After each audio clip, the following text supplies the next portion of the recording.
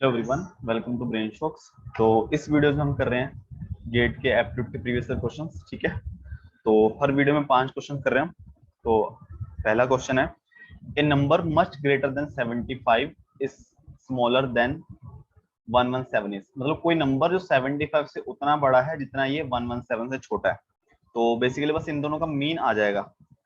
मतलब इन्होंने बोला क्या है कि कोई नंबर है जो 75 से जितना बड़ा है वो 117 से उतना छोटा है।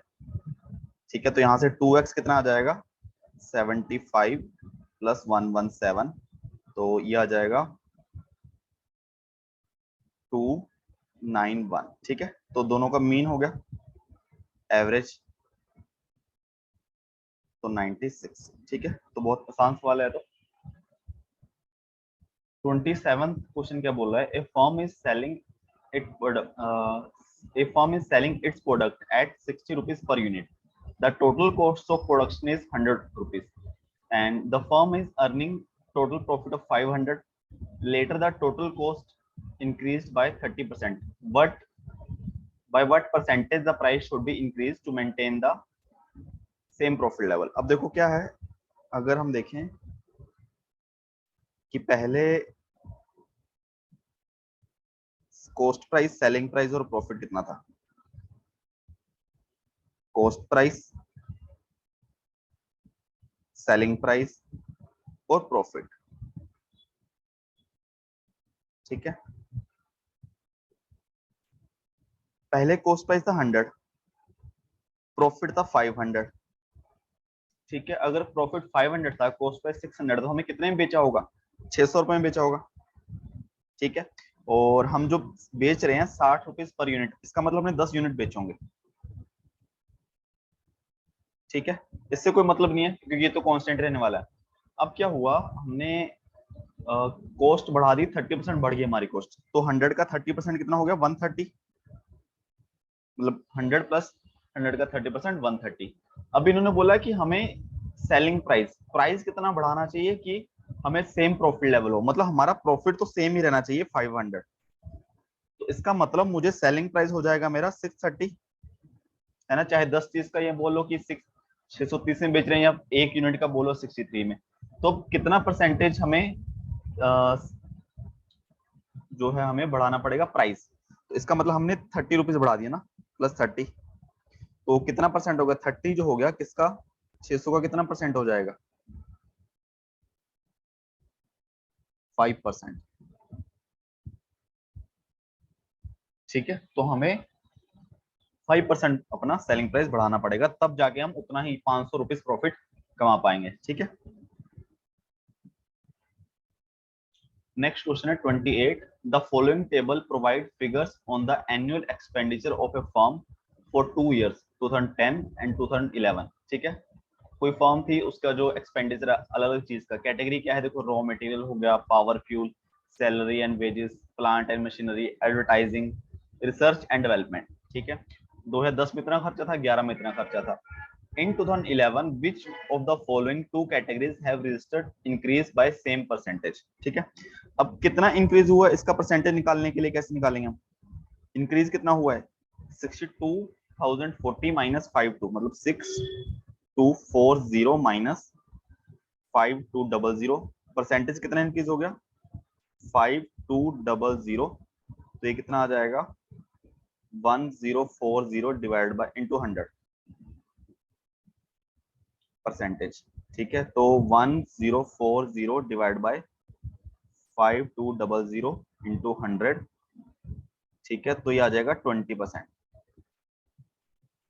ठीक है, और उसी तरह अगर मैं इसका निकालना चाहूँ तो 9450 माइनस 7000, तो आ जाएगा 2450 डिवाइड बाय 7000 इंटू 100, तो ये आ जाएगा 7-21 और 7-35, तो 35%।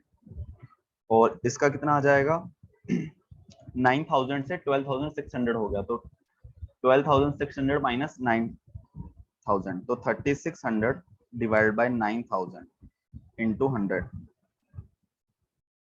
तो ये आ जाएगा 40%। ठीक है। उसी तरह प्लांट एंड मशीनरी, ये 20,000 से 25,000 होगा, तो इंक्रीमेंट होगा 5,000 डिवाइडेड बाय 20,000 इंटू 100, तो ये हो जाएगा 25%। देखो अभी तक कोई भी सेम नहीं है। एंड एडवर्टाइजमेंट का देखें तो एडवर्टाइजमेंट 15,000 से 19,500 मतलब 4,500 डिवाइडेड बाय 15,000 इंटू 100, तो ये आ जाएगा, ये भी 30%। ठीक है, अभी तक कोई सेम नहीं है। इसका कितना आ जाएगा, 22,000 से 26,400 यानी कि 4,400 डिवाइडेड बाय 22,000 इंटू 100, तो ये कैंसल, ये हो गया 20%। तो अब किसमें किसमें 20, 35, 45, 40, 25, 30, 20, तो ये दोनों सेम है 20, 20। ये किस किस का है, रॉ मटेरियल और लास्ट में रिसर्च एंड डेवलपमेंट, तो ऑप्शन डी। ठीक है, इन दोनों में सेम परसेंट इंक्रीज हुआ है, बाकी सब में अलग अलग। ठीक है, तो ऐसे क्वेश्चन में ऐसा कि सबका निकाल लिया हमने। ये भी कर सकते हो कि ऑप्शन अगर मान लो सपोज करो ऑप्शन ए दिया हो इसमें आंसर, तो ए से चूज कर लो। अब जैसे अगर ऑप्शन देखोगे ध्यान से, रॉ मटेरियल है, सैलरी वेजेस है, सैलरी वेजेस एडवर्टाइजिंग है, पावर एंड फ्यूल है, एडवर्टाइजिंग है, raw material and search and development. अब देखो इसमें प्लांट एंड मशीनरी ऑप्शन में नहीं है, तो इसका जरूरत नहीं है। ठीक है, तो ये सब चीजें हैं अगर अपने को थोड़ा कम टाइम वो करना है। ठीक है, कि ऑप्शन ए से लग जाओ, अगर ऑप्शन ए हुआ तो हो सकता है पहले में आंसर आ जाए, बट अगर डी हुआ तो हमें सारे चेक करने ही पड़ेंगे। ठीक है, 29th क्वेश्चन है, ये बोल रहा है कि मोड ऑफ 4x माइनस 7 जो है 5 के इक्वल है, तो 2 mode of x minus x का मोड कितना होगा। तो अगर mode of x 4x minus 7 जो है 5 के इक्वल है, तो इसका मतलब या तो हो सकता है कि 4x माइनस 7 5 के इक्वल हो, या हो सकता है कि माइनस ऑफ 4x माइनस 7 5 के इक्वल हो। ठीक है, कुछ भी हो सकता है। तो यहाँ से x कितना आ जाएगा, यहाँ से x आएगा 3, और यहाँ से अगर करेंगे माइनस x आ जाएगा हाफ। ठीक है, ये चीज पॉसिबिलिटी है।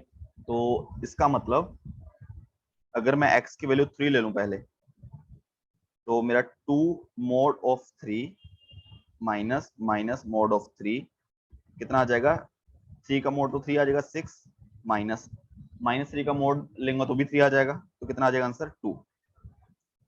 ठीक है, और अगर मैं x को लूं हाफ,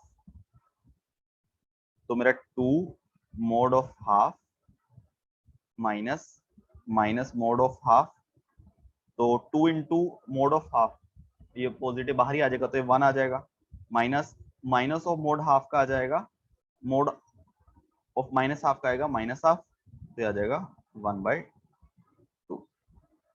ठीक है, एक मिनट, यहाँ 3, तो ऑप्शन 3 और 1/2। ठीक है, प्रीवियस आसान था सवाल। अगला सवाल है x and y are two positive real numbers such that equation x 2x plus y less than equal to 6, x plus 2y less than equal to 8, for which value of xy the function 3x plus 6y will give maximum value। अब देखो, तो पहले इसको reason देख लेते हैं इसका। मुझे क्या करना है,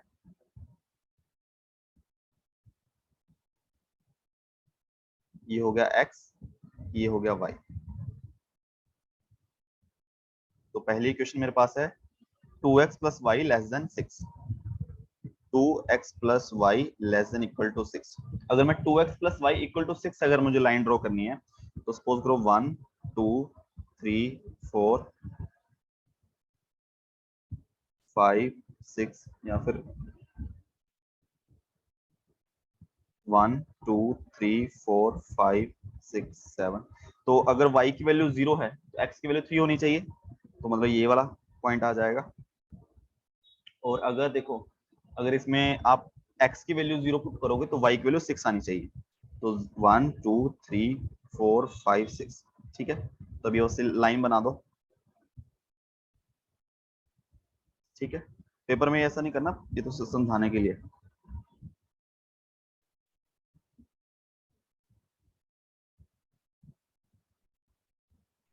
ठीक है, ऐसी कुछ लाइन बनेगी कि वाई एक्सिस को 6 पे काट रही होगी, इसको 3 पे। सेकंड लाइन क्या है, x plus 2y less than equal to 8। तो ये आ जाएगा, अगर y की वैल्यू 0 है, x की वैल्यू 8 है, 3 4 5 6 7 8, और अगर x की वैल्यू 0 है, y की वैल्यू है 4।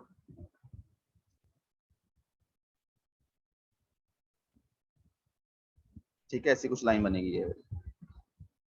तो सबसे पहले अब रीजन देखो, अब लेस देन 6 है, तो अगर मैं ये वाला लाइन बोलूं, इस लाइन में दो रीजन है, एक तो ये वाला, एक ये वाला, तो लेस देन 6 वाला कौन सा होगा, कोई भी पॉइंट पुट कर लो। अब ओरिजिन पुट कर लो इसमें। अब ओरिजिन जो है ये लाइन के इस साइड है, अगर मैं 0 0 पुट करता हूं तो 0 लेस देन 6, इसका मतलब सही है, ये वाला रीजन आएगा इसके लिए। ठीक है, ये सारी वैल्यूज एक्स वाई की इसको सेटिस्फाई कर होंगी। सेकंड इक्वेशन है x plus 2y less then 8, तो इसमें भी ओरिजिन पुट करके देख लो, 0 0 0 लेस देन 8, इसकी भी सही है, तो इसका भी रीजन ये वाला आ जाएगा। ठीक है, और अगर इसका हम कॉमन रीजन देखेंगे तो कॉमन रीजन ये वाला आ जाएगा दोनों का।